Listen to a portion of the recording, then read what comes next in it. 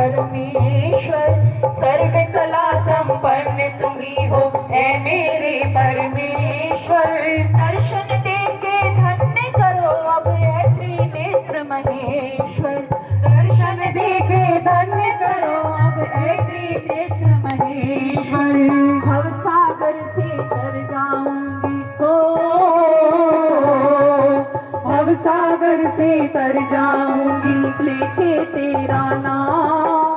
ऐसी सुबह मेरी आए न शिव का नाम, ऐसी सुबह ना आए न ऐसी शाम।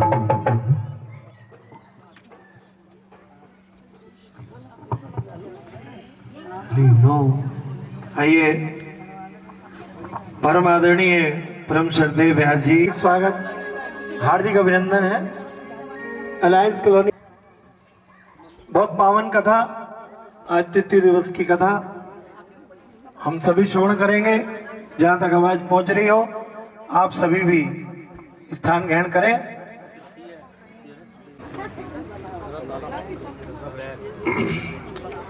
ओम रत्नैर्कल्पितमासनं हिमजले स्नानं च दिव्यांबरं नानारत्नविभूषितं रग्मदामोदाङ्कितं चन्दनं जाति चम्पकबिल्वपत्रसहितं पुष्पं च धूपं तथा दीपं देवदयानिधे पशुपतेर्कल्पितं गृह्यतां।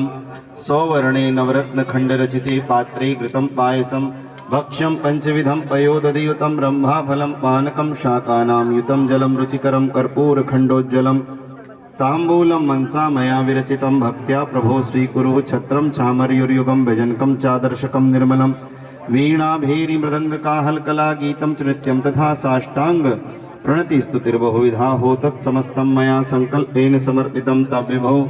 पूजां ग्रहाण प्रभो आत्मा त्वं गिरिजामतिर्सहचरा प्राणः शरीरं ग्रहम्। पूजाति विषयो भोगरचना निद्रा समाधिस्थितिः संचारः पदयो प्रदक्षिण विधि स्तोत्राणि सर्वागिरो यद यद कर्म करोमि तदखिलं शंभो तवाराधनं करचरण कृतं वाक्जायकं कर्मजं वा श्रवणेयं वा मानसं वा अपराधं विहितं वा सर्वमेत क्षमस्व मे। जय जय करुणाब्धे श्री महादेव शंभो। हरिचरित्रं गुणानुवादं तत्प्रेरणात् अहं करोमि। मम भावगीतं हृदयस्य प्रीतं तव पादपद्मे समर्पयामि। नमस्ते देवकी पुत्रं नमः वसुदेवात्मजं गुणोधामं यशोधामं श्रीकृष्णाय नमाम्यहं, श्रीकृष्णाय नमाम्यहं। भगवान की जय। परिवार के द्वारा श्री भागवत जी का पूजन वंदन, श्री गुरु महाराज जी का तिलक वंदन, व्यासपीठ का सम्मान सत्कार प्रवेश करेंगे। बहुत दूर दूर से सब संगत आ रही हैं, अपना स्थान ग्रहण कर रहे हैं, आनंद हो रहा है। श्री गुरु महाराज जी की अपार कृपा बरस रही है। श्री गुरु महाराज जी की लाडली मंडली के द्वारा एक भजन हो जाए और उसके बाद हम आज तीसरे दिन की कथा श्रवण करेंगे। आइए बड़े प्यार से। बोलो बांके बिहारी लाल की जय। मेरी अखियां करी इंतजार सांवरे, पलकों का घर तैयार सांवरे। मेरी पलकों का घर तैयार सांवरे। आजा शाम आजा शाम मेरी शाम। से तेरे चरण पखारूंगा मैं, तेरे चरण पखारूंगा मैं, तेरे चरण पखारूंगा मैं। पलकों की कंघी से तेरे बाल सवारूंगा मैं, तेरे बाल सवारूंगा मैं, तेरे बाल सवारूंगा मैं। मौका सेवा का दो एक बार सांवरे, मौका सेवा का दो एक बार सांवरे। पलकों का घर तैयार सांवरे, मेरी पलकों का घर तैयार सांवरे। आजा शाम आजा शाम आजा शाम आजा शाम। का है पहरा, पलकों का है पहरा, कान्हा पलकों का है पहरा। प्रेम है ये निस्वार्थ हमारा, सागर सा है गहरा, सागर सा है गहरा, कान्हा सागर सा है गहरा। हम तेरे हुए तलबगार सांवरे, हम तेरे हुए तलबगार सांवरे। पलकों का घर तैयार सांवरे, मेरी पलकों का घर तैयार सांवरे। आजा शाम, आजा शाम, आजा शाम, आजा शाम।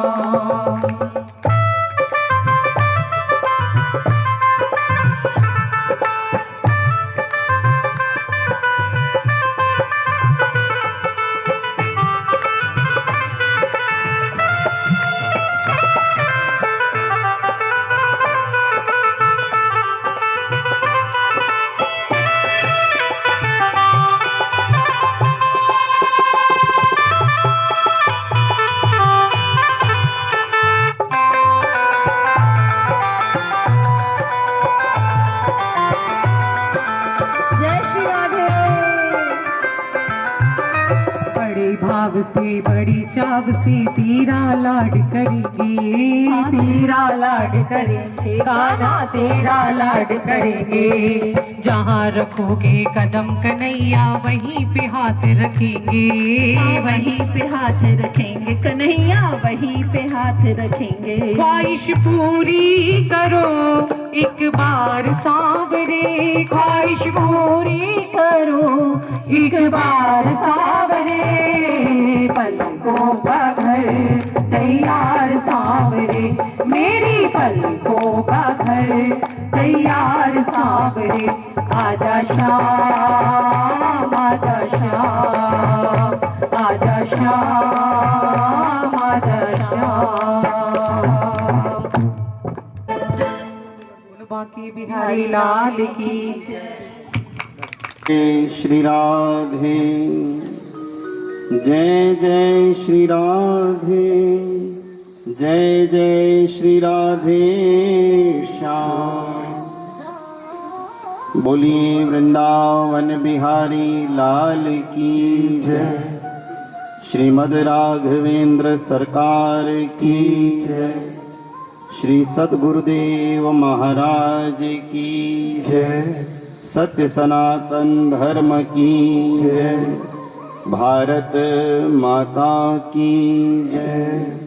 नमः पार्वती पतये हर हर महादेव, हर हर महादेव।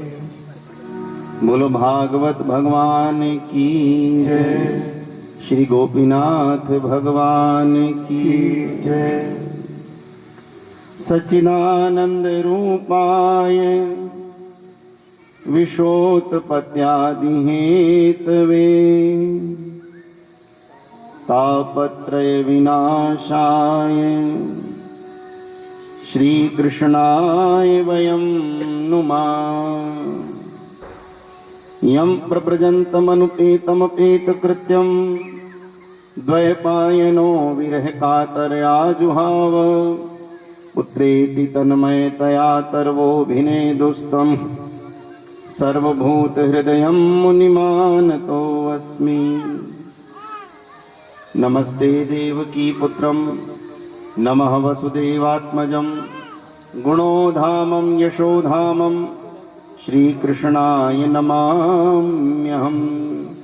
हरे कृष्ण कृष्ण कृष्ण हरे हरे, हरे राम राम राम हरे हरे। सर्वे भवन्तु सुखिनः, सर्वे सन्तु निरामया, सर्वे भद्राणि पश्यन्तु, मा कश्चित् दुःखभाग् भवेत्। ओम शांति शांति शांति। श्री गुरु चरण सरोज रज, निज मन मुकुर सुधार। बरनौ रघुबर बिमल जस, जोदायक फलचारी बुद्धिहीन तनु जानिके सुमिरो पवन कुमार बल बुद्धि विद्या देहु मोहि हरहु कलेश विकार बल बुद्धि विद्या देहु मोहि हरहु कलेश विकार। जय हनुमान ज्ञान गुण सागर कपीस देहु लोक उजागर रामदूत अतुलित बल धामा अंजनी पुत्र पवन सुत नामा महावीर विक्रम बजरंगी कुमत निवार सुमति के संगी कंचन बरन विराज सुबेसा कानन कुंडल कोचति केसा हाथ वज्र और ध्वजा विराजे कांधे मूज जनेऊ साजे शंकर सुमन केसरी नंदन तेज प्रताप महाजगबंदन विद्यावान गुणी अति चातुर राम काज करिबे को आतुर प्रभु चरित सुनिबे को रसिया राम लखन सीता मन बसिया सूक्ष्म रूप धरी सियहि दिखावा विकट रूप धरि लंक जरावा भीम रूप धरि असुर सहारे रामचंद्र के काज सवारे लाय सजीवन लखन जियाए श्री रघुवीर हर्ष उर लाए रघुपति कीनी बहुत बड़ाई तुम मम प्रिय भर कहीं सम भाई सहस बदन तुम रोजस गावे अस कै श्रीपति कंठ लगावे सनकादिक ब्रह्मादि मुनीषा नारद सारद सहित अहिसा जम कुबेर दिगपाल जहाते कभी को विद कही सके कहते तुम उपकार सुग्रीवै कीन्हा राम मिलाए राजपद दीना तुमरो मंत्र विभीषण माना लंकेश्वर में सब जग जाना जुग सहस्र योजन पर भानु दिल्योताहि मधुर फल जानू प्रभु मुद्रिका मिली मुख माही जल दिलांग गए अचरज नाही दुर्गम काज जगत के जेते सुगम अनुग्रह तुम रीते राम दुआरे तुम रखवारे होत न आज्ञा बिन पैसारे सब सुख लहे तुम्हारी शरणा तुम रक्षक काहू को डरना आपन तेज समारो आपे तीनों लोक हाकते कापे भूत पिशाच निकट नहीं आवे महावीर जब नाम सुनावे नासे रोग हरे सब पीरा जपत निरंतर हनुमत वीरा संकट ते हनुमान छुड़ावे मन क्रम वचन ध्यान जो लावे सब पर राम तपस्वी राजा तिनके काज सकल तुम साजा और मनोरथ जो कोई लावे सोई अमित जीवन फल पावे चारों जुग पर ताप तुम्हारा है प्रसिद्ध जगत उजियारा साधु संत के तुम रखवारे असुर निकंदन राम दुलारे करे। अष्ट सिद्धि नौ निधि के दाता, असबर दीन जानकी माता। राम रसायन तुमरे पासा, सदा रहो रघुपति के दासा। तुमरे भजन राम को पावे, जन्म जन्म के दुख बिसरावे। अंत काल रघुबर पुर जाई, जहाँ जन्म हरि भक्ति कहाई। और देवता चित्त न धरई, हनुमत से सर्व सुख करई। संकट कटे मिटे सब पीरा, जो सुमिरे हनुमत बलबीरा। जय जय जय हनुमान गोसाई, कृपा करहु गुरुदेव की नाही। जो शत बार पाठ कर कोई, छूटहि बांधे महासुख होई। जो यह पढ़े हनुमान चालीसा, होए सिद्धि साखी गौरीसा। तुलसीदास सदा हरि चेरा, कीजे नाथ हृदय में डेरा। पवन तनय संकट हरण, मंगल मूर्ति रूप। राम लखन सीता सहित, हृदय बसो सुर भूप सियावर राम। जय जय राम, मेरे प्रभु राम, जय जय राम। मेरे मन बसियो सीताराम। श्रीमद् भागवत कथा अमर, महापुरुषों का गीत। इसके पावन पाठ से मिले कृष्ण की प्रीत।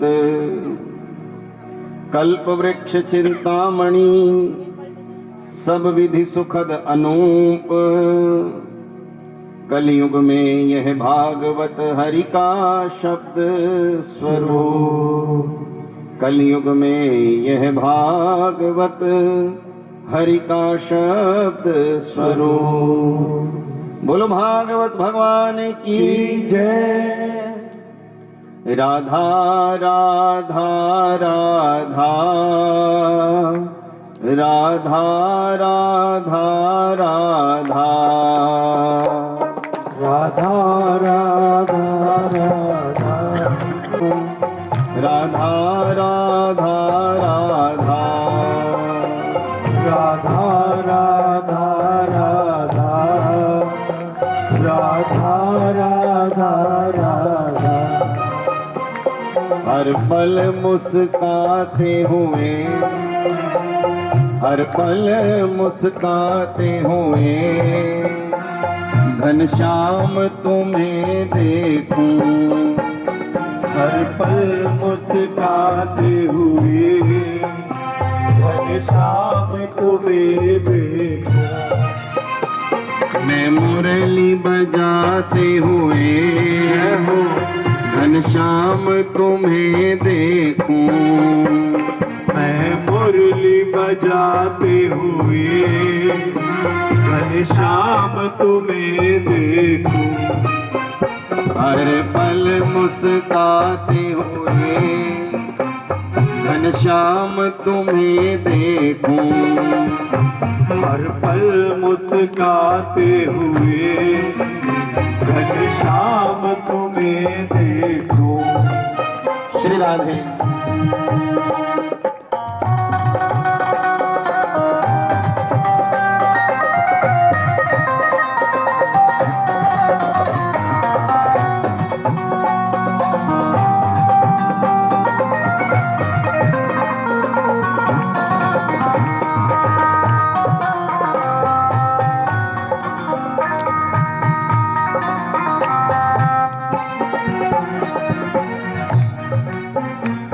मेरे घर के सामने ही तेरा सुंदर मंदिर हो।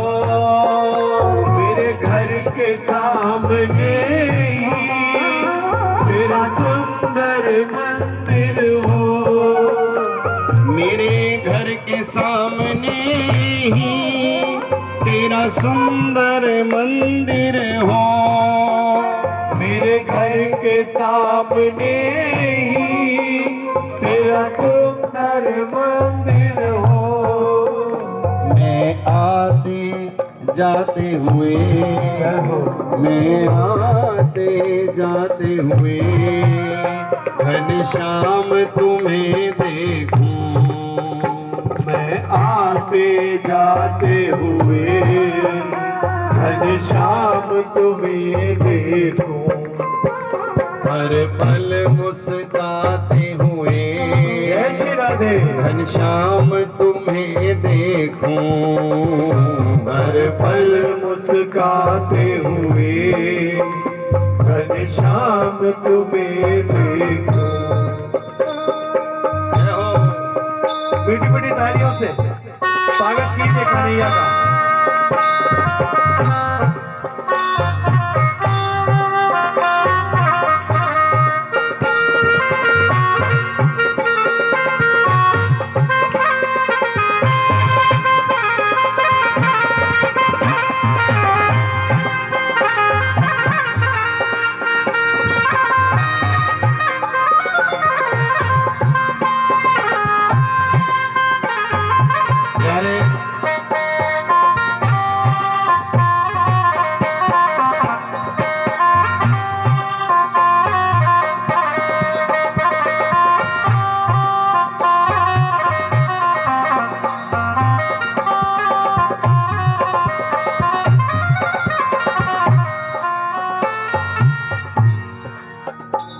हरि दर्शन देने को एक खिड़की खुली रखना, हरि दर्शन देने को एक खिड़की खुली रखना, हरि दर्शन देने को एक खिड़की खुली रखना, हरि दर्शन देने को एक खिड़की खुली रखना।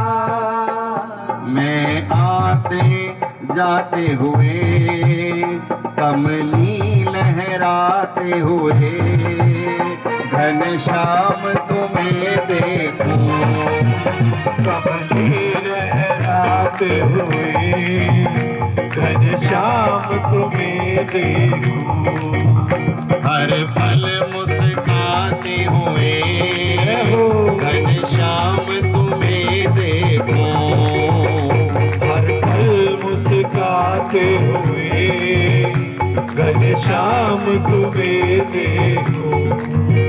मैं मुरली बजाते हुए घनश्याम तुम्हें देखूं। सब गाइए। मैं मुरली बजाते हुए घनश्याम तुम्हें देखूं। राधा राधा राधा राधा राधा राधा चले आओ गोपाल चले आओ, गोविंद चले आओ, गोपाल चले आओ।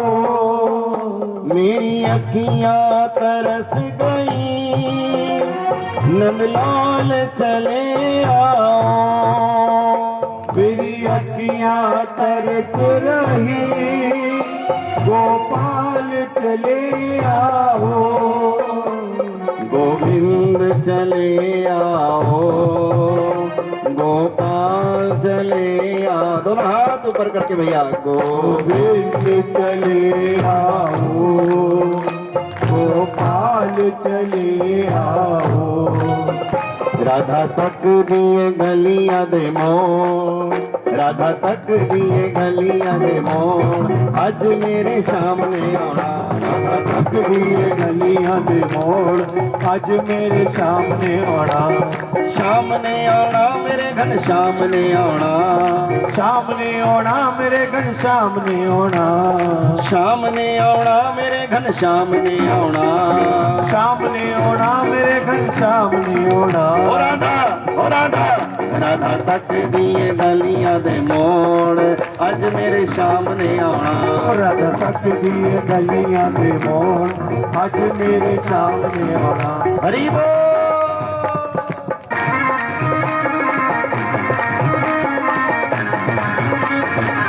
वो आएगा क्या बात है।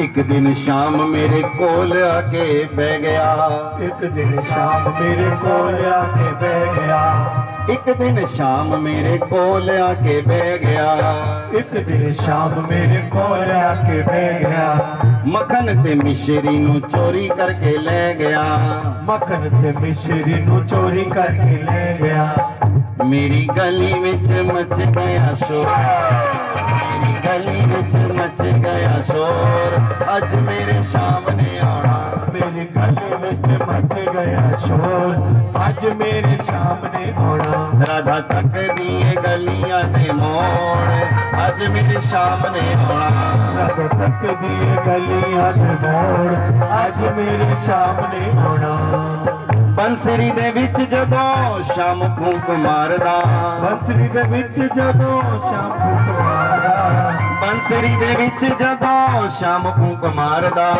बंसरी दे विच जदों शाम फूक मारदा भगतां नू तारदा ते पापियां नू मारदा भगतां नू तारदा ते पापियां नू मारदा ओता गोविंद नवल किशोर अज मेरे सामने आना ओता गोविंद नवल किशोर अज मेरे सामने आना राधा तक दिए गलियां दे मोड़ अज मेरे सामने आना राधा तक दिए गलियां दे मोड़ अज मेरे सामने आना सामने आना मेरे घन सामने आना सामने आना मेरे घर सामने आना सामने आना मेरे घन सामने आना सामने आना मेरे घर सामने आना राधा तक दिए गलियां दे मोड़ अज मेरे सामने आना राधा तक दिए गलियां दे मोड़ अज मेरे सामने आना राधे राधे शाम राधे राधे राधे शाम राधे राधे राधे शाम राधे राधे राधे शाम राधे राधे राधे शाम राधे राधे राधे शाम राधे गोविंद चले आओ गोपाल चले आओ हरि बोल गोविंद चले आओ गोपाल चले आओ जय जय राधा राधा जय जय राधा राधा दोनों हाथ ऊपर करके ताली जय जय राधा राधा जय राधा राधा जय जय राधा राधा जय जय राधा राधा जय जय राधा राधा जय जय राधा राधा जय जय राधा राधा जय जय राधा राधा जय जय राधा राधा जय जय राधा राधा राधा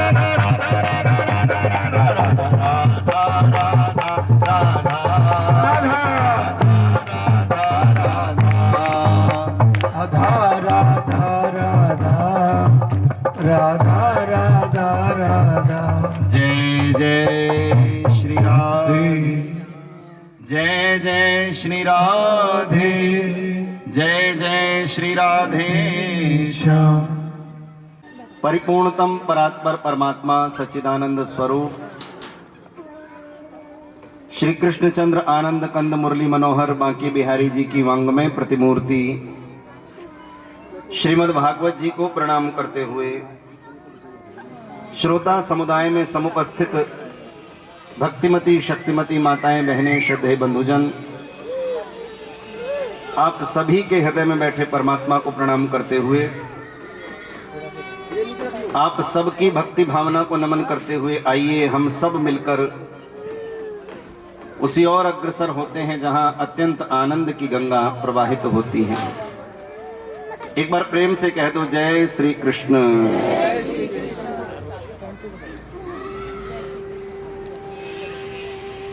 गंगा के किनारे सुविशाल वृक्ष के नीचे शुक्रताल धाम में परम ज्ञानी परमहंस श्री सुखदेव जी महाराज राजा परीक्षित को माध्यम बनाकर हम सबके कल्याण के लिए ये मधुर मंगलमय कथा वर्णन कर रहे हैं।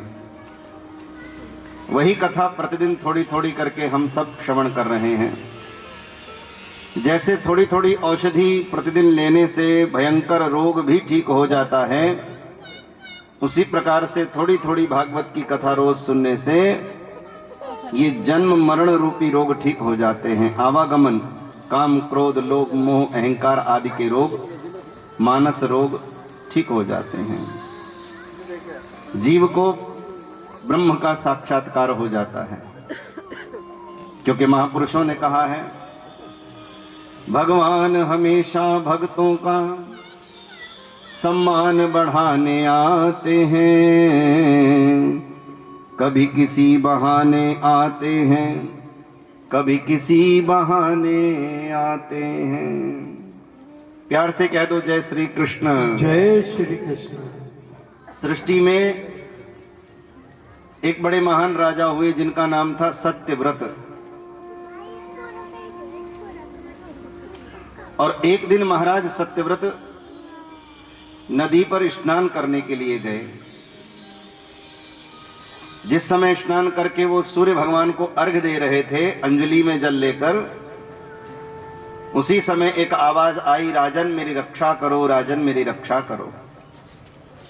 राजा ने इधर उधर देखा, कोई नजर नहीं आया, तो अंजलि के जल में दृष्टि गई, तो देखा क्या, जल के साथ एक छोटी सी मछली हाथों में आ गई। राजा ने सोचा मछली जल का जीव है, चलो वापस इसे जल में छोड़ देता हूं। जल में छोड़ने लगे तो मछली बोली, नहीं नहीं राजन, मुझे जल में मत छोड़ो। बोले क्यों? बोले यहां बहुत बड़ी बड़ी मछलियां रहती हैं, वे मुझे खा जाएंगी। आप राजा हो, हमारे राजा हो, मैं आपकी शरण में हूं, मेरे जीवन की रक्षा करना आपका दायित्व है। राजा के मन में भाव आया, हाँ मैं तो सबका पालन पोषण करता हूं, चलो इस मछली को मैं अपने घर ले चलता हूं। एक पात्र मंगाया, पात्र में जल भरा, जल में मछली को रखा और महाराज दया करके उसे अपने घर महल में ले आए। महल में लाकर के पात्र को रखा, उसी समय घटना घटी, आवाज आई, राजन मेरा दम घुट रहा है, रक्षा करो। महाराज ने आकर के देखा तो मछली बड़ी हो गई, पात्र छोटा पड़ने लगा। उसके हिसाब से पात्र छोटा पड़ने लगा, मछली बड़ी हो गई। बोलो जय श्री कृष्ण। जय श्री कृष्ण। महाराज ने बड़ा पात्र मंगाया, उसमें मछली को रखा, रखकर चले, फिर आवाज आई, राजन मेरी रक्षा करो, दम घुट रहा है। फिर वही घटना घटी, मछली और बड़ी हो गई, पात्र छोटा पड़ गया। बार बार इस क्रम को दोहराया और बार बार क्या परिणाम सामने आता है, बार बार मछली बड़ी होती चली जाती है और पात्र छोटा पड़ता चला जाता है। राजा के मन में भाव जागा कि अब ये मछली इतनी बड़ी हो गई कि किसी पात्र में समाती नहीं है, चलो इसे राज सरोवर में छुड़वा देते हैं। राज सरोवर में छुड़वाने लगे, बड़े प्रयत्न से प्रयास से मछली को राज सरोवर में छुड़वाया और परिणाम क्या हुआ, सरोवर छोटा पड़ गया, मछली उससे भी बड़ी हो गई। बोलो जय श्री कृष्ण। जय श्री कृष्ण। राजा सत्यव्रत बड़े धर्मात्मा थे, ज्ञानी थे, बहुत सी बातों को समझते थे। उन्होंने हाथ जोड़ लिए और विनती करी कि मेरे साथ इस प्रकार से कौतुक करने वाली तुम सामान्य मछली तो हो नहीं सकती, तुम कौन हो? मुझे अपने मूल स्वरूप में आकर दर्शन देने की कृपा करो। प्रेम से कह दो जय श्री कृष्ण। जय श्री कृष्ण। विनय पूर्वक, भक्ति पूर्वक, श्रद्धा पूर्वक राजा ने जब ऐसी प्रार्थना करी तो उसी समय राजा के नेत्रों के समक्ष शंख चक्र गदा पद्मधारी नारायण भगवान एक बड़े विचित्र रूप में प्रकट हुए। वो विचित्र रूप कैसा है? बोले आधे शंख चक्र गदा पद्मधारी नारायण हैं और नाभि से नीचे का शेष भाग मत्स्य की आकृति में है, मछली की आकृति में है। ये है भगवान का मत्स्य अवतार। बोलो मत्स्य नारायण भगवान की जय। ये मीन शरीर धारण करके भगवान आए, मछली का शरीर धारण करके भगवान आए। ऐसे जगदीश को हम प्रणाम करते हैं। देखो भगवान के 24 अवतार हैं और वो 24 अवतार कौन कौन से हैं, और उन 24 में भी 10 प्रमुख हैं जिसे दशावतार कहते हैं। क्या कहते हैं? उसे दशावतार कहते हैं। वो 10 कौन कौन से हैं? मत्स्य, कूर्म, वराह, नरसिंह, वामन, परशुराम, राम, कृष्ण, बुद्ध और कल्कि। ये 10 हैं।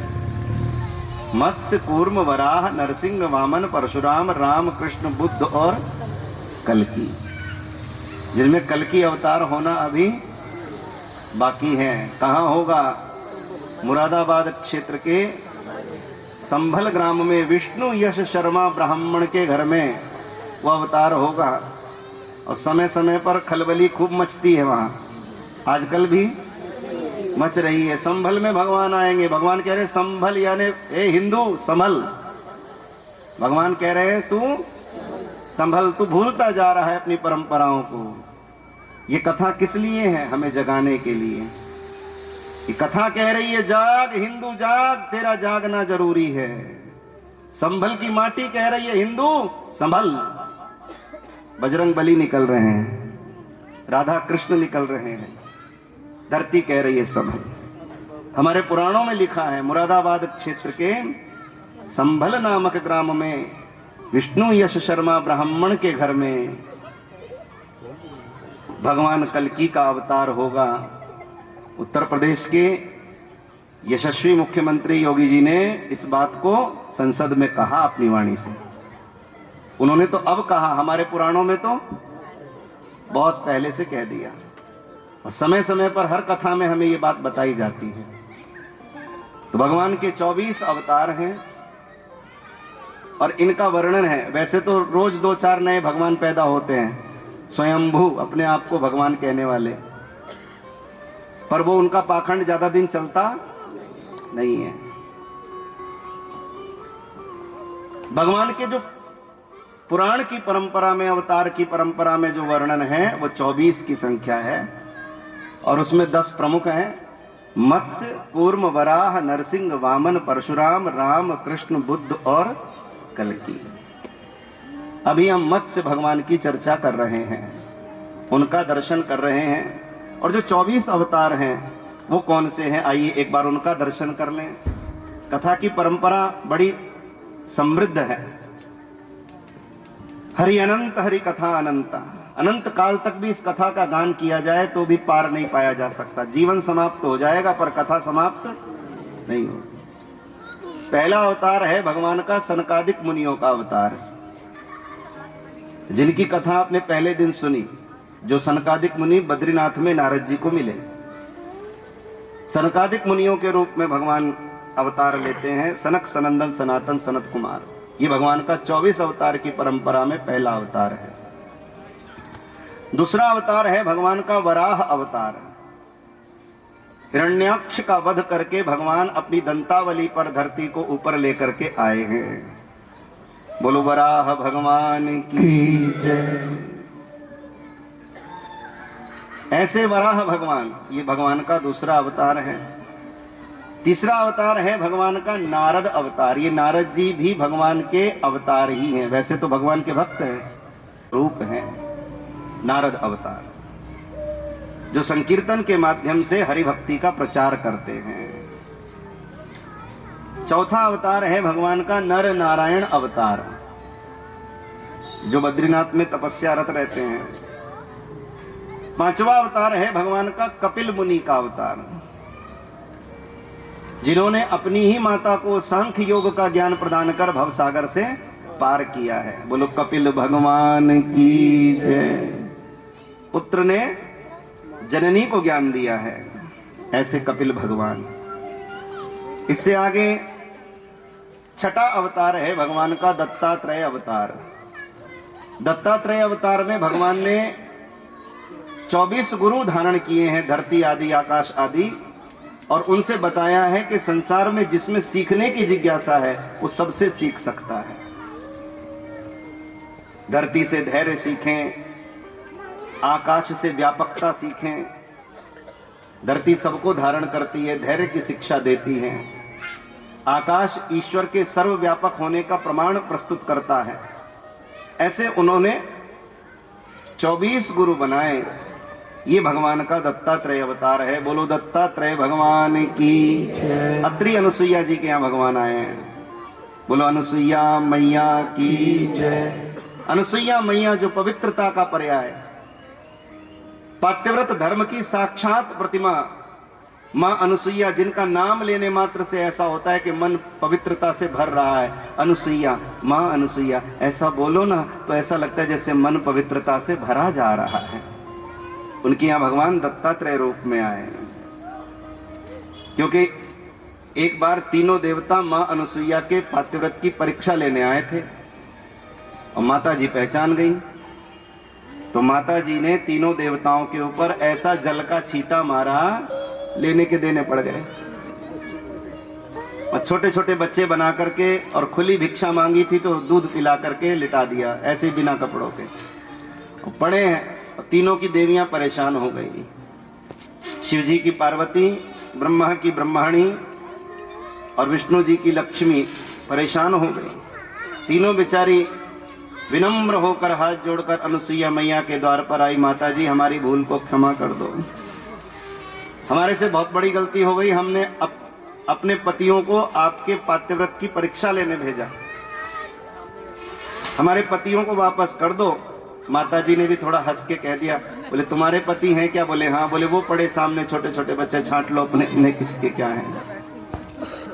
तीनों देवियों की आंखों में आंसू आ गए। माँ, हमारी और परीक्षा न लो।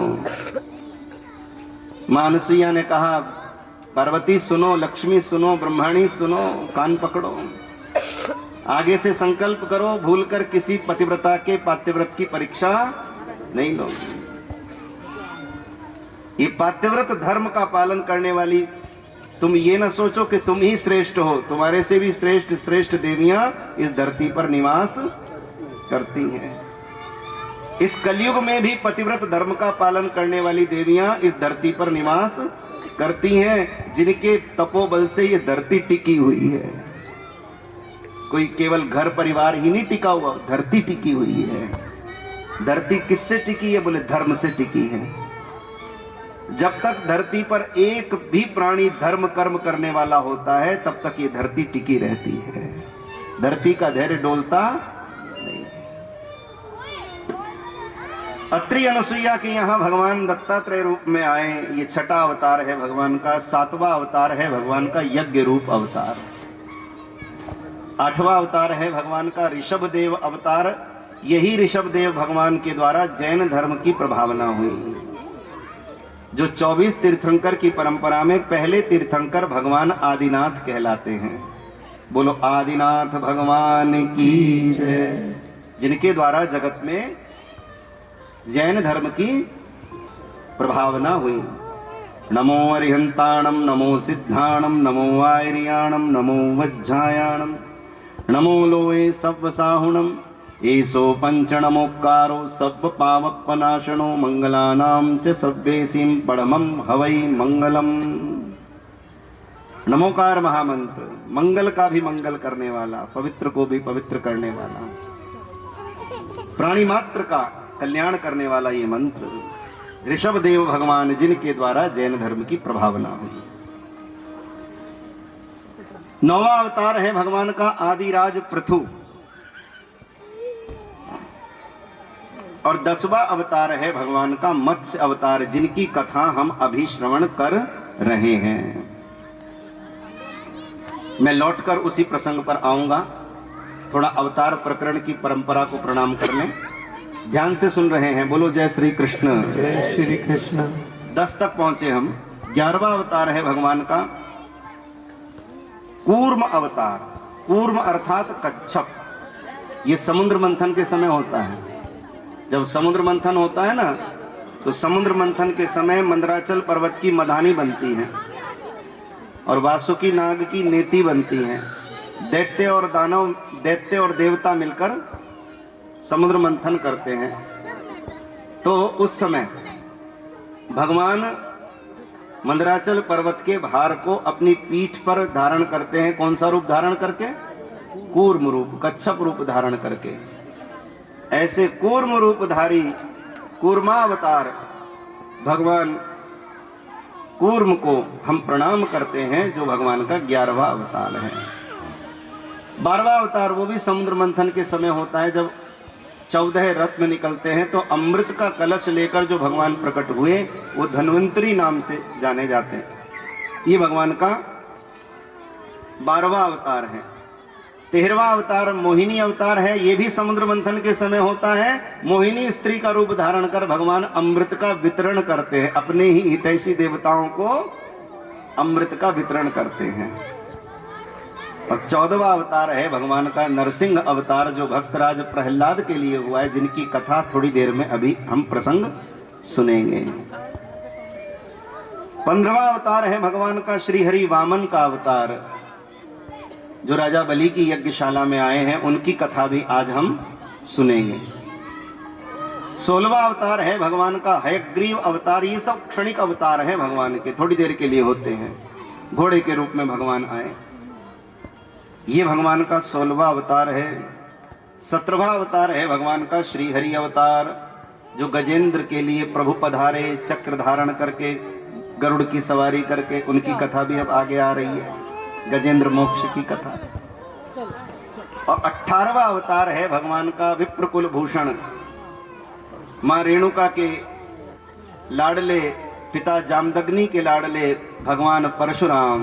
बोलो परशुराम भगवान की जय। रेणुका नंदन भगवान परशुराम जी, ये भगवान का 18वां अवतार है। 19वां अवतार है भगवान का वेद व्यास ऋषि के रूप में। वेद व्यास जी भगवान के कला अवतार हैं। क्या है?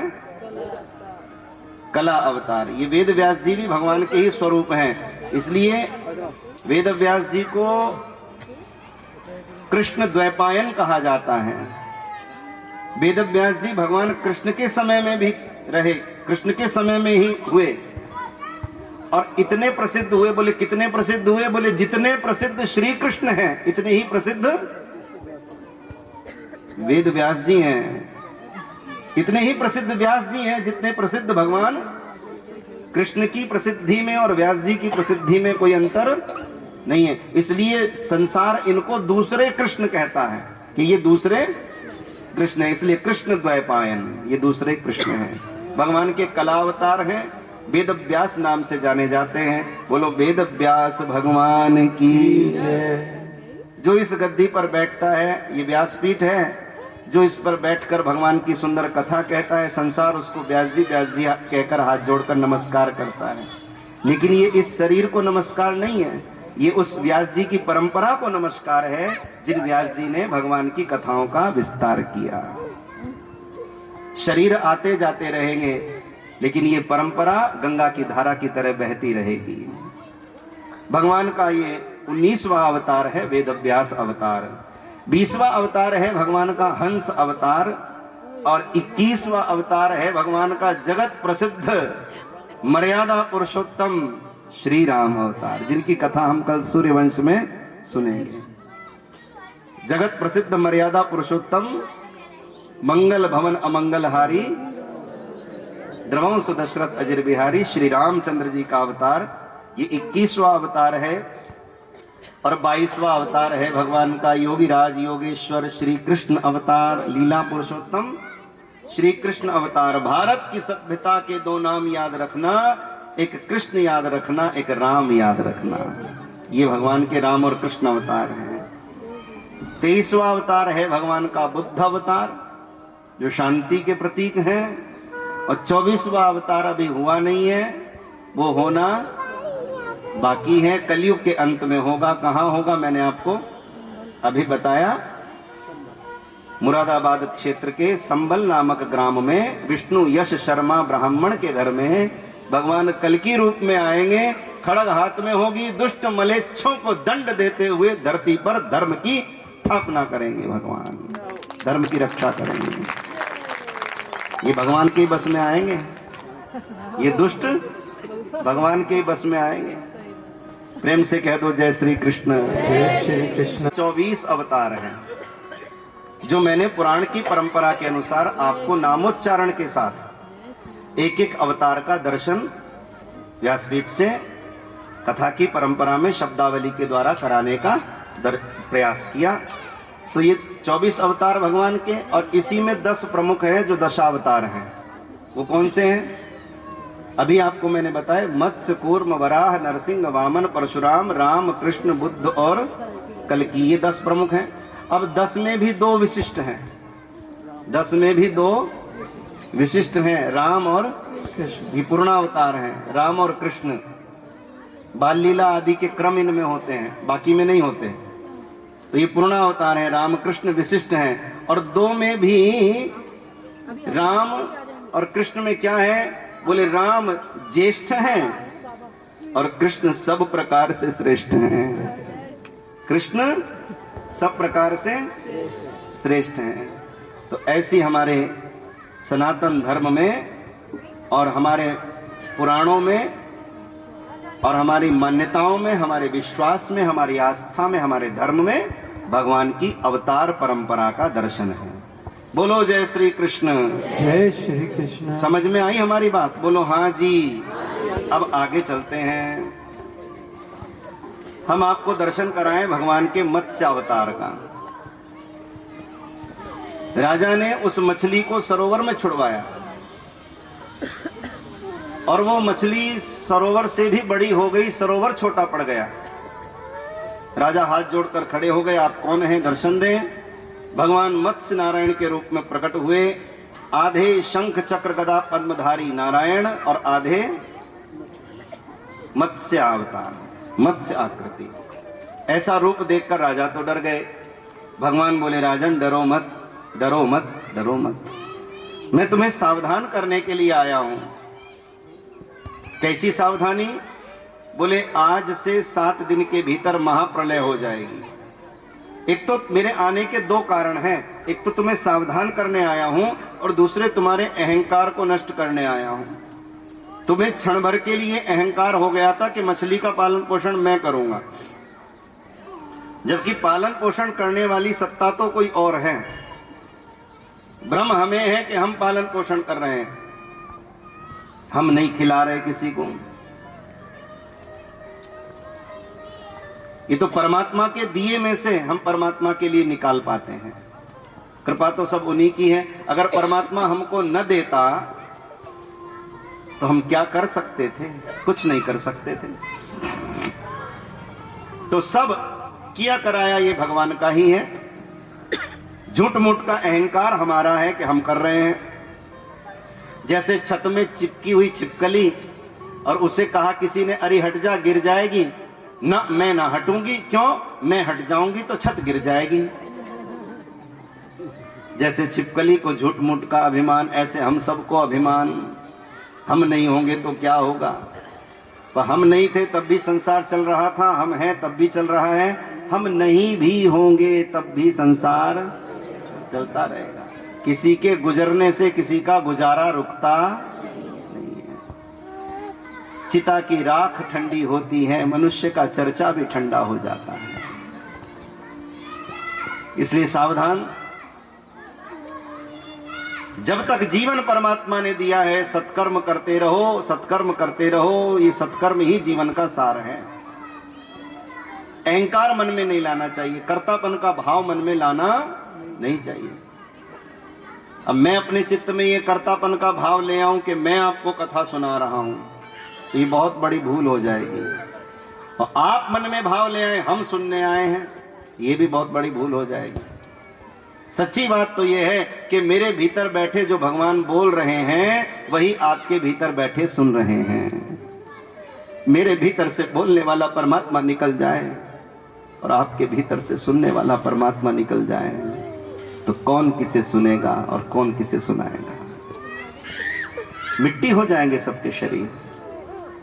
इसलिए करने कराने वाला तो कोई और है। गुरुवाणी में भी आया है, तिथ वारना जोगी जाने रुत महाना कोय, जा करता सृष्टि को साजे आपे जाने सोए।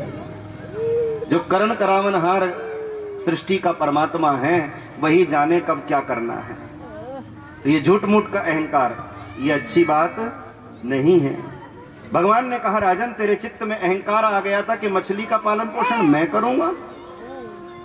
अरे एक चींटी को भी हम अगर कुछ दे रहे हैं तो ये भगवान की कृपा से दे रहे हैं, उसके भाग्य से दे रहे हैं चींटी के, हमारा कुछ नहीं है इसमें। ये व्यवस्था किसको कितना देना है क्या देना है भगवान ने कर रखी है। चींटी को कितना चाहिए? कण भर। कितना चाहिए बोलो? चींटी को कितना चाहिए? कण भर। और हाथी को कितना चाहिए? बोले मन भर। कितना चाहिए? चींटी को भैंजी कण भर, हाथी को मन भर, और मनुष्य को बोले भर भर भर। शादियों में जाते हैं ऐसे प्लेट पकड़ेंगे ऐसे भर भर, और फिर 2 टुकड़े खाएंगे। और आप सोचो उस खाने के लिए एक बाप 20-25 साल मेहनत करता है तब वो बेटी की शादी में खाना बनता है, और हम 2 टुकड़े खा के सारा हमें पसंद नहीं है रख देते हैं थाली की थाली। उतना ही लो थाली में व्यर्थ न जाए नाली हो। ध्यान रखो ये केवल कहने की बात नहीं है, दीवारों पे लिखने की बात नहीं है। ये स्लोगन हमारे आचरण में होना चाहिए, व्यवहार में होना चाहिए। चींटी को कण भर देने वाला भी भगवान है, हाथी को मन भर देने वाला भी भगवान है, और मनुष्य को झोली भर भर देने वाला भी भगवान है। इसलिए व्यर्थ का अहंकार न करें। भगवान ने आकर के बताया राजन तुम्हें अहंकार हो गया था, तुम्हारे अहंकार की निवृत्ति के लिए आया हूं, और दूसरे तुम्हें सावधान करने आया हूं। आज से 7 दिन के भीतर महाप्रलय होगी, और उस महाप्रलय में सब कुछ जल में डूब जाएगा, यहां तक कि तुम्हारा राजपाट भी जल में जलमग्न हो जाएगा। राजा ने पूछा मेरे लिए क्या आज्ञा है? बोले तुम्हारे लिए आज्ञा है कि तुम एक सुदृढ़ सुविशाल नौका का निर्माण करो। होशियार कौन है? बोले होशियार वही है जो शाम होने से पहले घर पहुंच जाए, या जहां उसे जाना है वहां पहुंच जाए, अंधेरे में रास्ता भटक जाएगा। समझदार वही है जो विपत्ति आने से पहले सुरक्षा का प्रबंध कर ले, और विपत्ति आ जाए उसके बाद हम सुरक्षा का प्रबंध करते डोलें, तो ये तो समझदारी नहीं है। लग रहा है कि बारिश आने वाली है और बहुत तेज आएगी, समझदार तो वही है जो जल्दी जल्दी अपनी पकी पकाई फसल को काट ले और सुरक्षित कर ले, और भयंकर वर्षा शुरू हो जाए और उसके बाद हम सोचे कि हमारी तो फसल खराब हो गई। भगवान ने तो संभलने का भी मौका दिया, आलस हमने किया। तो भाग्यवान वही है, समझदार वही है जो विपदा आने से पहले सुरक्षा का उपाय कर ले, सुरक्षित होने का स्थान ढूंढ ले। वही समझदार है। भगवान सावधान करने आए राजन 7 दिन के भीतर महाप्रलय होगी, सब कुछ जलमग्न हो जाएगा, एक सुदृढ़ सुविशाल नौका का निर्माण करो और उस नौका में कुछ विद्वानों को बिठाओ। बोले कैसे विद्वान? बोले ऐसे विद्वान जिन्होंने शास्त्रों को आत्मसात कर लिया है, जिन्होंने शास्त्रों को आत्मसात कर लिया है, हृदयंगम कर लिया है, बीज मंत्रों के जो ज्ञाता हो गए हैं, जिन्हें शास्त्र इत्यादि का स्वाध्याय करने कराने के लिए पोथी देखने की भी आवश्यकता नहीं पड़ती।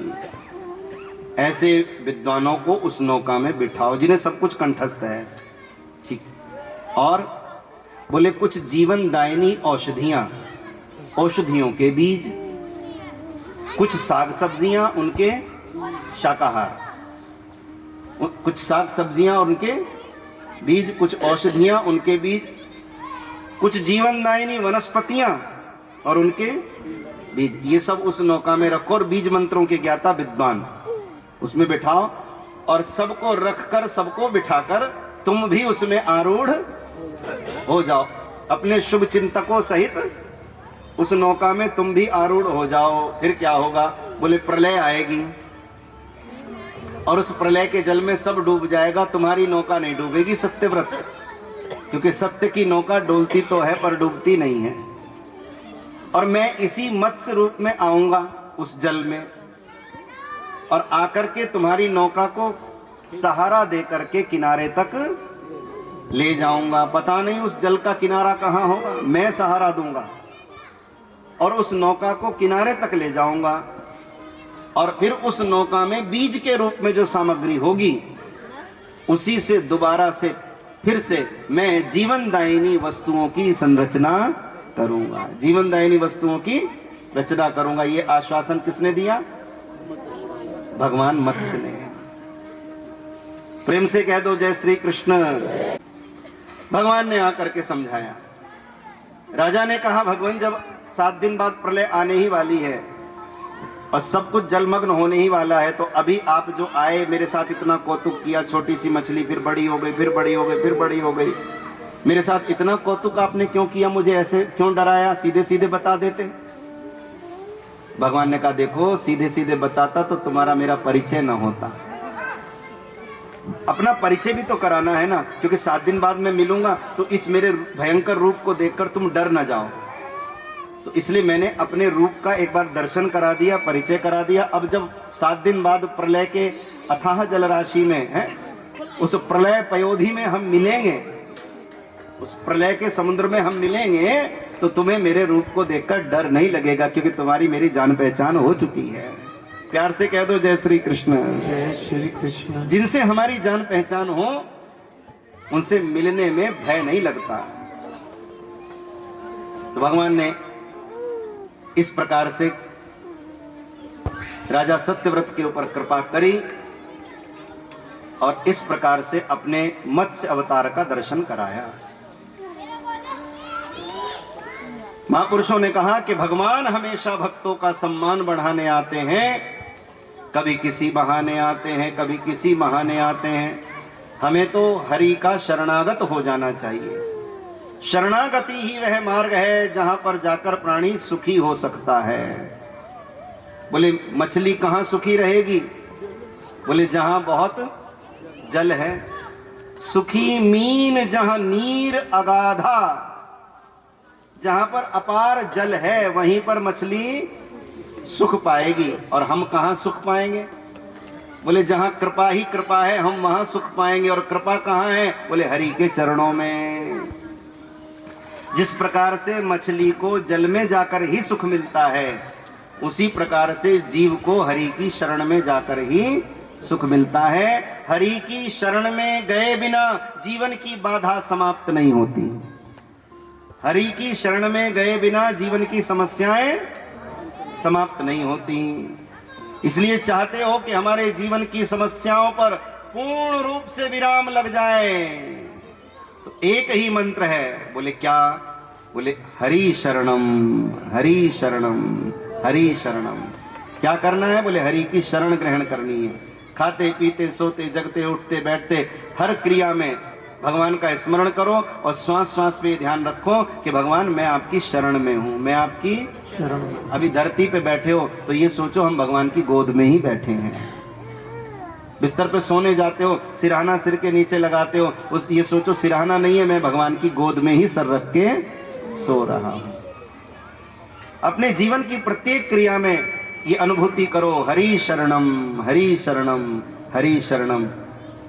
मछली को जल में जाकर ही सुख मिलेगा और मन को हरि शरण में ही शांति मिलेगी। हरि शरण में गए बिना बाधाएं समाप्त नहीं होंगी। और भगवान इतने दयालु हैं, वो तो शरणागति देने के लिए तैयार खड़े हैं। जिस भी मंदिर में जाओ कहीं भी आपको बैठे हुए नहीं मिलेंगे। कैसे मिलेंगे? ऐसे मुरली हाथ में राधा जी के साथ ठाकुर जी खड़े हैं। एक बार किसी ने पूछा कन्हैया तुम खड़े ही क्यों रहते हो? बोले खड़े रहना एक प्रतीक है। बोले किस बात का? बोले मैं तैयार हूं एकदम से, पता नहीं कौन भक्त कब पुकार ले और मुझे दौड़ कर जाना पड़े, इसलिए आधा पांव उठाकर भगवान खड़े रहते हैं। इसलिए ठाकुर जी आधा पांव बिल्कुल तत्पर, एकदम तैयार, संभालने के लिए एकदम मैं तो आने ही वाला था, जैसे माँ कहती है ना, या कोई कहता है हम तो आने ही वाले थे, आधा पांव ऊपर रह जाता। ऐसे अपने ठाकुर जी ऐसे खड़े हैं, तत्पर हैं भक्तों का कल्याण करने के लिए।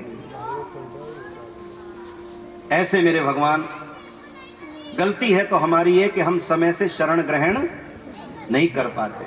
और इसी संदर्भ में बहुत सुंदर प्रसंग आ रहा है। 2 बार मेरे साथ हरि शरणम इस मंत्र का उच्चारण करो। भागवत जी का एक पावन मंत्र है, निरंतर सनकादिक मुनि इसका जाप करते हैं। हरि शरणम सनकादिकों का ये कीर्तन है, जो सनकादिक मुनि हैं बद्रीनाथ में, उनके द्वारा ये कीर्तन है। हरि शरणम हरि शरणम हरि शरणम हरि शरणम हरि शरणम हरि शरण दोनों हाथ ऊपर करके हरि शरण शरण देखा जाएगा। लगन तुमसे लगा बैठी, जो होगा देखा जाएगा। तुम्हें अपना बना बैठे, जो होगा देखा जाएगा। तुम्हें अपना बना बैठी, जो होगा देखा जाएगा। तुम्हारी याद आती है, बताओ क्या करे मोहन। तुम्हारी याद आती है, बताओ क्या करे मोहन। हमें हर पल सताती है, बताओ क्या करे मोहन। हमें हर पल सताती है, बताओ क्या करे मोहन। हरि शरणम हरि शरणम हरि शरणम हरि शरण हरि बोल। हरि शरणम हरि शरणम हरि शरणम हरि शरणम। दोनों हाथ ऊपर करके जरा और भाव से कह दो क्या। वृंदावन में गुजर जाए सारी जिंदगी, वृंदावन में गुजर जाए सारी जिंदगी। वो सारी जिंदगी भैया सारी जिंदगी, सारी जिंदगी भैया सारी जिंदगी। सारी जिंदगी हाजी सारी जिंदगी, सारी जिंदगी हाजी सारी जिंदगी। वृंदावन में गुजर जाए सारी जिंदगी, वृंदावन में गुजर जाए सारी जिंदगी। जय हो।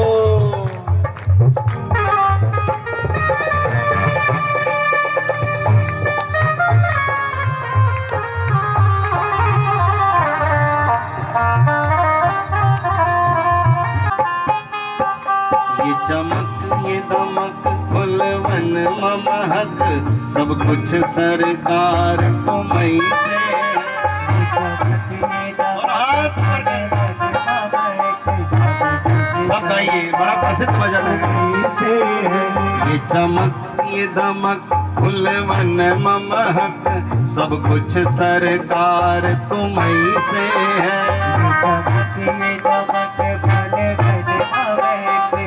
दोनों हाथ ऊपर करो ऐसे। ये चमक ये दमक फुलवन महक, सब कुछ सरकार तुम्हीं से है। चमक ये दमक फुलवन महक, सब कुछ सरकार तुम्हीं से है। इसलिए कहता हूँ वृंदावन में गुजर जाए सारी जिंदगी, वृंदावन में गुजर जाए सारी जिंदगी।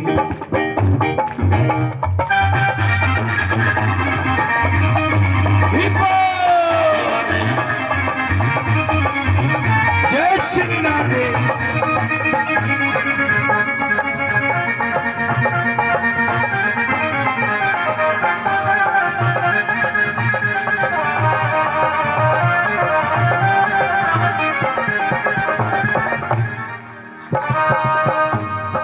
पुत्र को ले गई पुत्र वधू, पुत्री को दामाद। पुत्र को ले गई पुत्र वधू, पुत्री को दामाद। पल दो बावरे कर ले कृष्ण को याद, पल दो बावरे कर ले कृष्ण को याद। वृंदावन में गुजर जाए सारी जिंदगी, वृंदावन में गुजर जाए सारी जिंदगी। बिहारी जी के चरणों में बलिहारी जिंदगी, बिहारी जी के चरणों में बलिहारी जिंदगी। बिहारी जी के चरणों में बलिहारी जिंदगी, बिहारी जी के चरणों में बलिहारी जिंदगी। मन भूल मत जियो राधा रानी के चरण, मन भूल मत जियो राधा रानी के चरण, राधा रानी के चरण, महारानी के चरण, राधा रानी के चरण, महारानी के चरण। ऊंचे ऊंचे दोनों हाथ। मन भूल मत जइयो राधा रानी के चरण, मन भूल मत जियो राधा रानी के चरण। मन भूल मत जइयो राधा रानी के चरण। मन भूल मत जियो राधा रानी के चरण। जय राधे राधे, श्याम राधे, जय राधे राधे।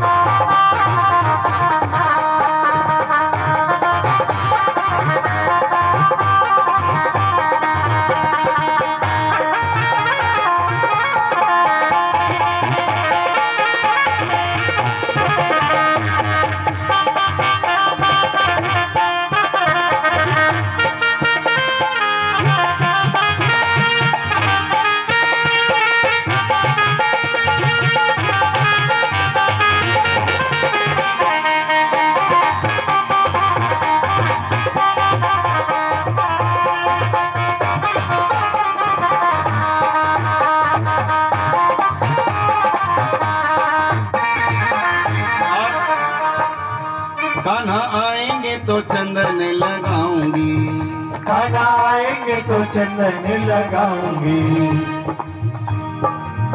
कान्हा आएंगे तो चंदन लगाऊंगी। ओ कान्हा आएंगे तो चंदन लगाऊंगी। अलायंस वालों के भाग आज जाग जाएंगे, कान्हा आएंगे। अलायंस वालों के भाग आज जाग जाएंगे, शाम आएंगे। अलायंस वालों के भाग आज जाग जाएंगे, कान्हा आएंगे। दोनों हाथ ऊपर। अलायंस वालों के भाग आज जाग जाएंगे, शाम आएंगे।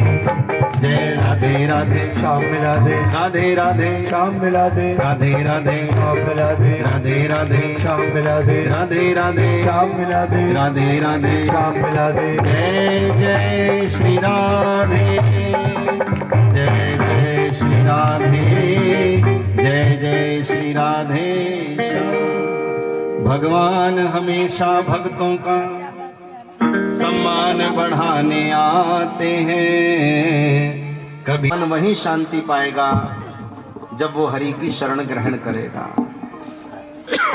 और इसी संदर्भ में बड़ी सुंदर कथा आ रही है, जिस कथा को कहते हैं गजेंद्र मोक्ष की कथा, जिसमें भगवान के हरि अवतार का वर्णन है।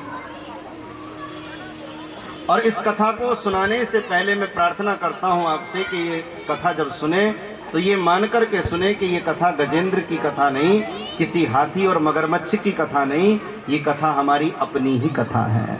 मिलेगी आपको, हम सबको प्रेरणा मिलेगी। सब पीछा छोड़ देते हैं, कर्म पीछा नहीं छोड़ते। बोलो जय श्री कृष्ण। जय श्री कृष्ण। कर्म का फल तो भगवान को भी भोगना पड़ता है, भगवान के पिता को भी भोगना। दशरथ जी के यहाँ भगवान राम रूप में आए, लेकिन उनको, दशरथ जी को भगवान के पिता होते हुए भी कर्म का फल, तो कर्म फल से कोई नहीं बच सकता। बोलो जय श्री कृष्ण। जय श्री कृष्ण। सब पीछा छोड़ देते हैं, कर्म पीछा नहीं छोड़ते। इसी बात को समझाने के लिए कहा कि वो गजेंद्र अपने परिवार के साथ सरोवर पर स्नान करने के लिए आया। अरे स्नान करता तो अच्छा था, लेकिन वो तो जल क्रीड़ा करने लगा, जल को दूषित और मलिन करने लगा। बोलो जय श्री कृष्ण। जय श्री कृष्ण। जल को दूषित करने लगा, जल को मलिन करने लगा। जल में बैठा था मगरमच्छ, ग्राह जिसे कहते हैं, उसकी शांति भंग हुई, उसने हाथी का पांव पकड़ लिया। अब वो कहता है छोड़ो छोड़ो, पहले तो सोचा कोई लता पता बहती आ गई होगी, अभी हटाता हूँ, लेकिन हटाने का प्रयत्न किया तो और कस के पकड़ लिया। अब लगा कि किसी ने पकड़ा हुआ है तो छुड़ाने का प्रयत्न करने लगा, उसने और कस के पकड़ लिया। क्योंकि हाथी जमीन पर रहने वाला प्राणी, मगरमच्छ जल में रहने वाला प्राणी, भूमि पर रहने वाला जब जल में जाता है तो उसकी शक्ति कम पड़ जाती है। पुकारा बचाओ बचाओ, सारी पत्नियां सारे बच्चे सब बचाने के लिए आ गए, कोई बचा नहीं पाया। परिवार में से किसी ने कहा अरे छोड़ो, हाथी बूढ़ा है। कैसा है? बूढ़ा है। और बूढ़े में और मरे हुए में ज्यादा अंतर नहीं है, ये तो मरा हुआ तो मरा हुआ है, और बूढ़ा मृत्यु के निकट लगा हुआ है। मृत्यु का कोई ना कोई तो कारण बनता ही। हम सोचेंगे मगरमच्छ ही हाथी की मृत्यु का कारण बन के आ गया। अगर छुड़ाने के चक्कर में रहोगे छुड़ा तो नहीं पाओगे। और ये मगरमच्छ इतना बलशाली है कि पहले हाथी को खाएगा और बारी बारी से हम सबको खा जाएगा। इसलिए अपने को बचाओ। और सब ने हाँ में हाँ मिलाई और हाथी को असहाय छोड़ करके सब चले गए। हाथी असहाय, देखने में लग रहा है कि मगरमच्छ ने हाथी का पांव पकड़ रखा है, लेकिन वास्तव में कर्म ने कर्म को पकड़ रखा है। ये हाथी और मगरमच्छ के पिछले जन्म की कथा आती है हमारे यहाँ पुराणों में। ये दोनों सगे भाई थे, इनके पिताजी बड़े अच्छे पंडित थे, दोनों बच्चे भी साथ में पंडिताई का काम करते थे। जो भी दान दक्षिणा मिलती थी पिताजी बड़े समझदार थे, सब एक जगह इकट्ठा करते थे और फिर बराबर बराबर 4 भाग में बांटते थे। धर्म के लिए निकालते थे और 2 भाग बराबर बराबर दोनों पुत्रों में बांटते थे और एक अपने लिए रखते थे। ये चला काफी समय तक, ये परंपरा चली। बाद में पिताजी का शरीर शांत हो गया और फिर कहीं गए होंगे पूजा पाठ कराने। एक को कम दक्षिणा दान दक्षिणा मिली, एक को ज़्यादा मिली। तो जिसे कम मिली उसने कहा भाई पिताजी जो करते थे तू वही कर, आपस में मिला ले, बराबर बराबर बांट ले। तो उसके मन में लोभ आ गया, नहीं मुझे ज़्यादा मिला मैं ज़्यादा रखूंगा, तुझे कम मिला तू कम रख। जिसे जो मिला वो रखे। बोले पिताजी तो ऐसा नहीं करते थे। अरे बोले पिताजी चले गए, परंपरा भी उनके साथ ही चली गई। पत्थर के प्रहार से, पाषाण प्रहार से दोनों ही मर गए। जिसे ज्यादा मिला था वो भी, जिसे कम मिला था वो भी, दोनों मर गए। धन पड़ा रह गया। हमारी भी स्थिति यही है। जैसे बच्चे तकिए चद्दर के लिए लड़ते हैं ना, और सो जाते हैं तो किसी को पता नहीं किसकी चादर किसके पास, किसका तकिया किसके पास। ऐसे हम भी कार कोठी मकान दुकान के लिए लड़ते हैं और जब मृत्यु की नींद में सो जाते हैं तो पता ही नहीं किसका मकान किसके पास, किसकी दुकान किसके पास, कौन मालिक। यही स्थिति है। दोनों मर गए और संपत्ति के विवाद में पड़कर मरे हुए दोनों भाई अगले जन्म में एक मगरमच्छ बना और दूसरा हाथी बना। कर्म की गति बड़ी निराली है, आसानी से समझ में नहीं आती। और आज देखो कर्म बड़ा बलवान है। हाथी मगरमच्छ का मिलन हुआ और आज मगरमच्छ ने हाथी के पांव को पकड़ लिया। प्रेम से कह दो। अच्छा पांव ही क्यों पकड़ा है? पांव ही क्यों पकड़ा? जब हमारे से गलती हो जाती है तो हम पांव पड़कर क्षमा मांगते हैं। मानो उस जन्म की स्मृति आ गई हो कि भैया मेरे से गलती हो गई थी, मुझे माफ कर दे, इसलिए पांव पकड़ा। महात्मा ऐसा कहते हैं, भाव प्रकट करते हैं। इसलिए मगरमच्छ ने पांव ही पकड़ा, मानो अपने कर्म की माफी मांग रहा हो।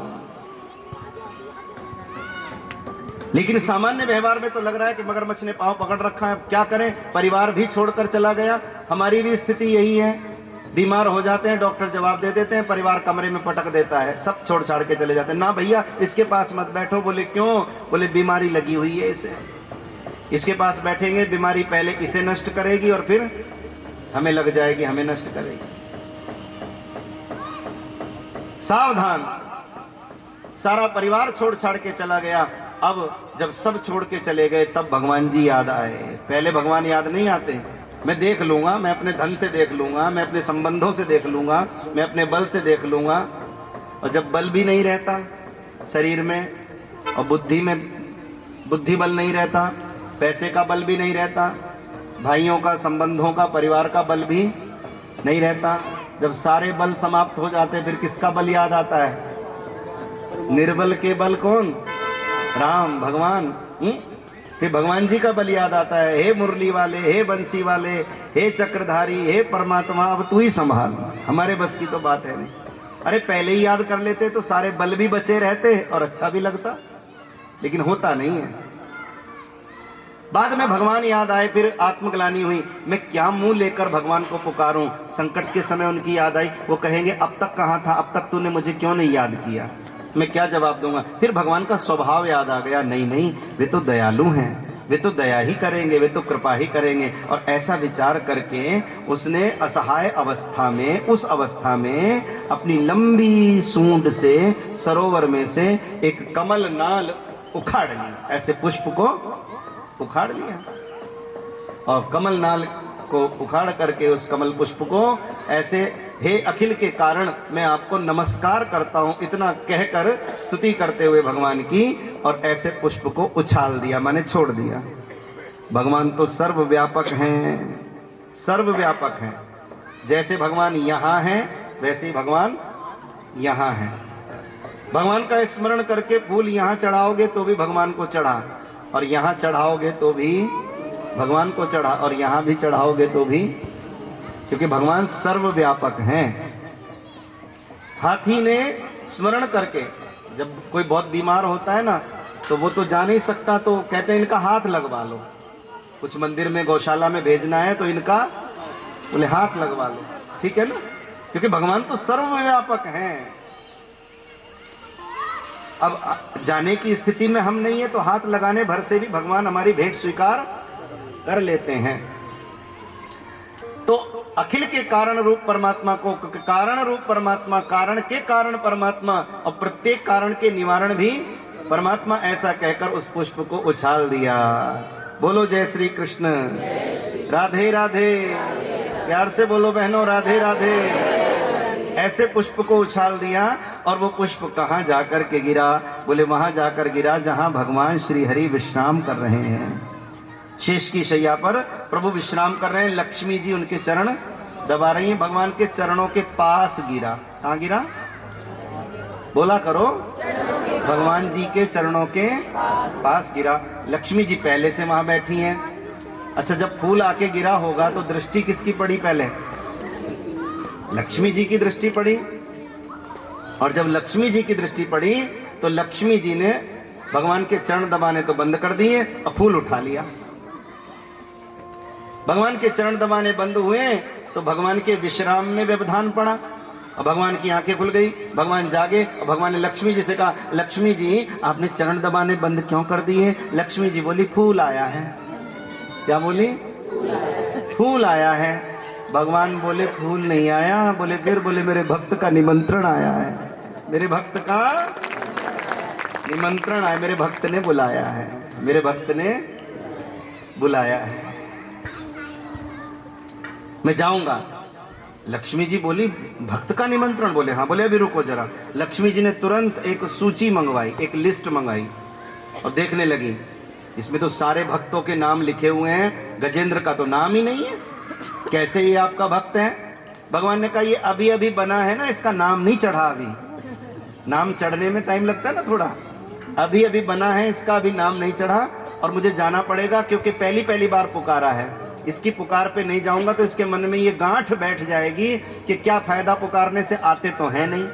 तो इसके विश्वास को पक्का करने के लिए इसकी पहली पुकार पर ही मुझे जाना पड़ेगा। ये मेरी स्तुति कर रहा है। लक्ष्मी जी बोली, आपकी स्तुति तो कर रहा है, लेकिन आपकी इस स्तुति में कहीं भी आपका नाम नहीं है।